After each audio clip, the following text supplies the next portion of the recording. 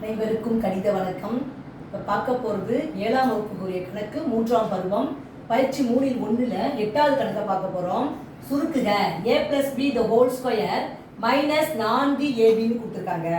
முதல் ஸ்டெப்பை நம்ம என்ன செய்ய போகிறோம்னு பார்த்துப்போம். First a + b the whole square minus 4ab கணக்கு கொடுக்கப்பட்டிருக்கு. a + b the whole square முற்றுமையுடைய அப்ரிவேஷனை ஃபஸ்ட்டு நம்ம எழுதிக்கிறோம். a square plus 2ab plus b square. இதோட அப்ரேஷன் 8. அடுத்து என்ன இருக்கு? Minus 4ab. இப்போ பார்த்தீங்கன்னா a square plus b square இருக்கா? இங்க என்னது?